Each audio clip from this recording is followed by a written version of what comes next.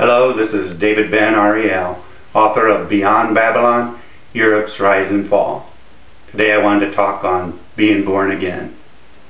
Jesus was sent to earth to deliver a message to mankind, a startling message from beyond outer space, the third heaven, from our Creator God. A correct understanding of what that revelation is, the one and only true gospel, separates God's church from all others and exalts the pure religion above every false way. There is only one way to enter God's kingdom, and that is through Christ. He is the key that unlocks God's royal house, the open door to the universe, the gateway to eternity, the immortal pioneer who has led the way. All other ways are dead ends and will self-destruct. God is reproducing himself. That's the glorious good news that Jesus boldly proclaimed. The gospel of the kingdom of God announces the God kingdom, a spirit-born kingdom of God beings, a royal family that we can enter, a divine family that will administer God's government throughout the universe and eternity. God became man so man could become God. Mankind has been created after the God kind, and after a life of conversion, of changing for the better, of going through the process of purification, becoming more God-like, more Christ-like, more kingdom-like, we can be born again by a resurrection, just like Jesus was, the firstborn of many brethren. Presently we're far too human, but soon we're to be transformed into glorious immortal spirit. This is what Jesus told Nicodemus, the Jewish religious leader. He didn't beat around the bush. He got straight to the point and told him, "You must be born again." Jesus elaborated on this bombshell. See, Nicodemus was dumbstruck, just like many religious people today, and explained that if your parents are flesh and blood humans, it's only natural that you're also human. That which is born of the flesh is flesh. You're nothing more or less. Kind after kind. And if you're born again by a spirit-composed God, it's only supernatural that you'll become a spirit-composed God. That which is born of the Spirit is spirit. Human beings can become God beings. But first, we must be born again. Unless we're born again by a resurrection, we can't even see or enter God's kingdom, or the royal family of God. The Apostle Paul clearly taught the same as Jesus.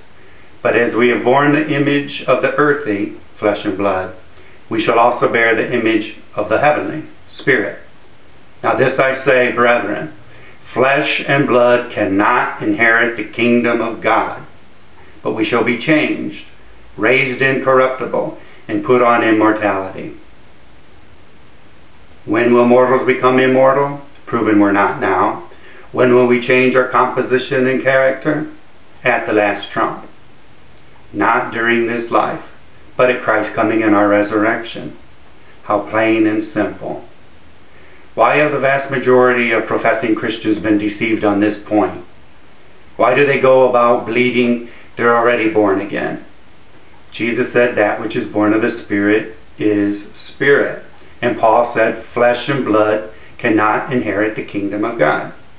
Will you believe the Bible or traditional Christianity? But will we actually become God beings? Will God be our literal Father? Will we take on His family name? Yes, because it's revealed that when He shall appear, we shall be like Him.